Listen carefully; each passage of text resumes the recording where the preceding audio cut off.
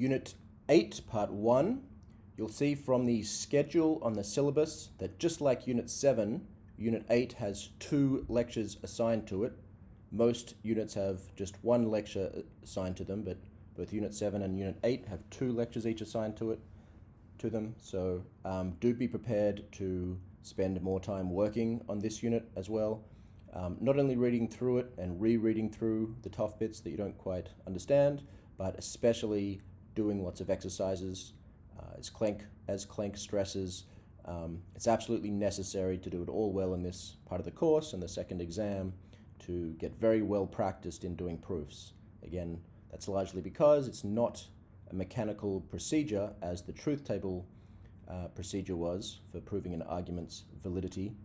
Truth tables were just mechanical. You just learn the tables and compute the truth tables for the statement forms, making up the argument form, or for whatever you're testing. But proofs, you need to learn a whole bunch of moves, and you really do need to practice to know what to do when, to get used to the moves you need to make in certain situations. And this practice is necessary to really understanding the rules as you need to rule them, the rules that are the rules of inference, and in Unit 8, the replacement rules. So I'm screenshotting this mainly so I can show you the inside cover of the book, which I've mentioned several times. But so this is Unit 8. You're introduced. In Unit 7, you learn some very basic inference rules, with which, given certain premises, you could derive a conclusion. Here, you'll be learning rules of a slightly different form, which we call replacement rules. These rules will be written as 2 statement forms separated by 4 dots, which we'll call the replacement sign. So, for example, the rule of contraposition or contrap, if P then Q, is replaceable with if not Q then not P. Okay? But these rules, so that's how they're presented. Now, if you look at the inside cover here, this is what I've mentioned many times. Here's the top half of the cover, top half of the inside cover. You've got the rules of inference. Bottom half of the inside cover, you have the replacement rules that Unit 8 introduces us to. So notice the difference. The rules of inference have 1 or more premises above the line, usually 2, but dilemma has 3. Addition just has 1, and simplification just 1 premise above the line. But you've got 1 or more premises above the line, then the therefore sign, and then the conclusion. Right? A different presentation of the relation for the replacement rules, as you see, 2 pairs of double dots, the replacement sign.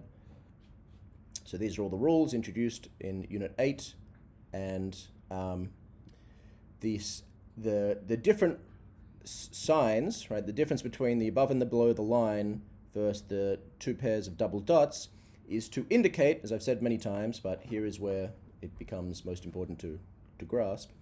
The difference is the relation between what's above the line and what's below the line in the rules of inference is a relation of logical implication, whereas the relation between the left and right-hand side of the replacement rules is a relation of logical equivalence. These statement forms, what are these things? Each one of these things, each line of a premise, each side for a replacement rule, they are statement forms. Why are they statement forms? Because they're presented with sentential variables or statement variables, P's, Q's, occasionally R. Okay, so they're statement forms.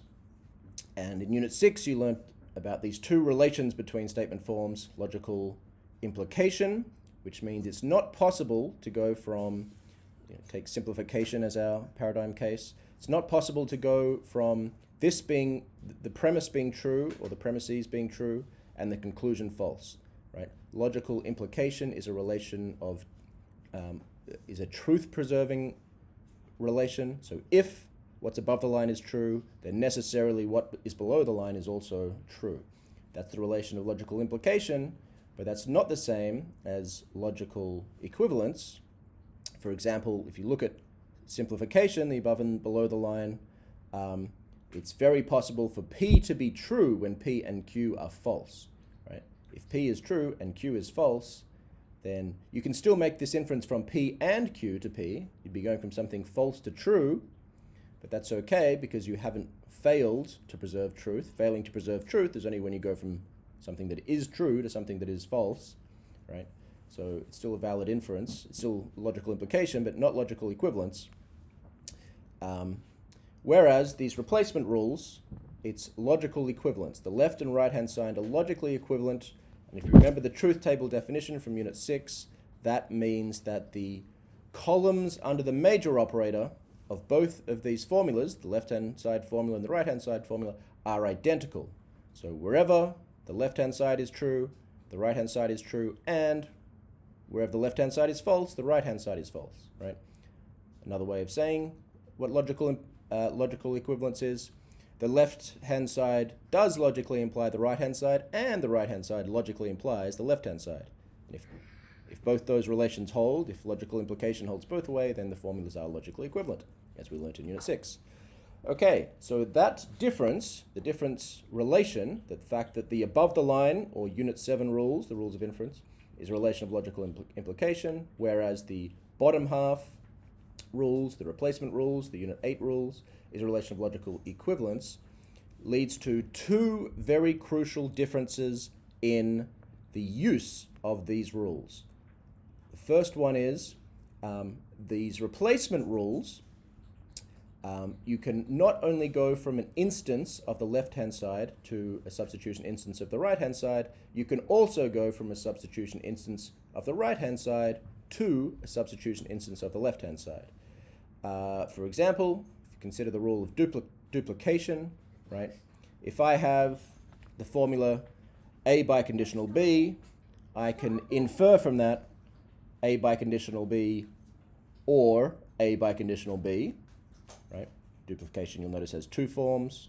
You can duplicate to a disjunction or a conjunction. But I can also go from right to left, which means if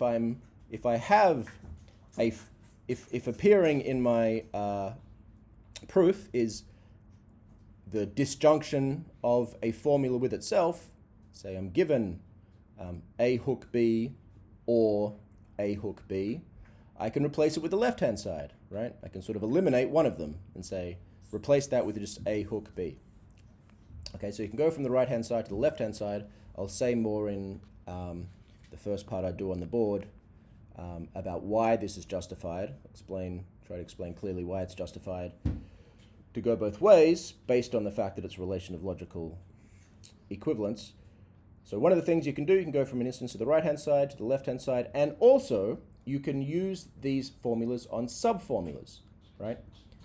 So both those things are different from the use of the rules of inference. The rules of inference, again, take simplification. You certainly cannot go from the bottom to the top, right?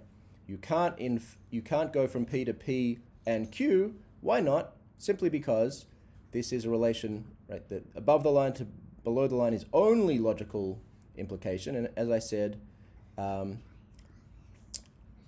it's not the case that the implication goes the other way.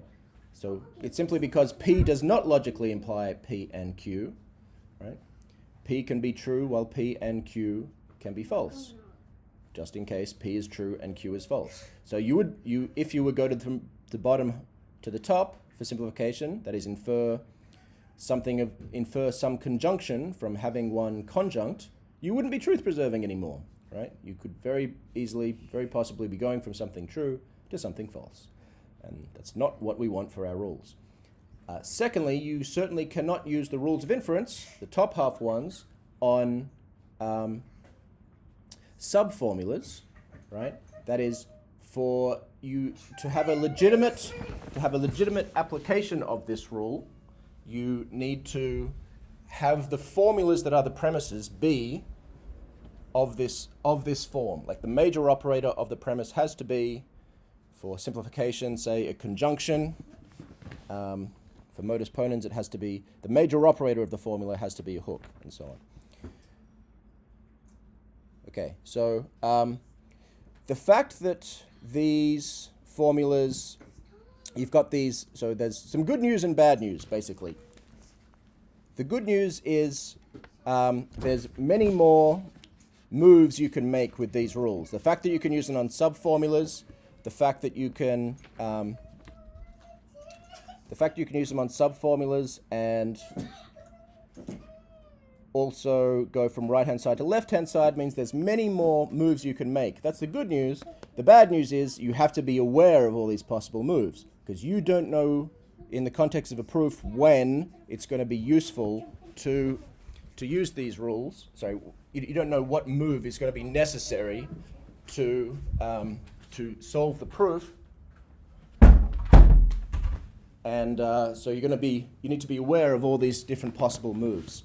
I'll show you some tricks in the later parts on how you'll need to be very aware of all these possible moves to progress in the proofs.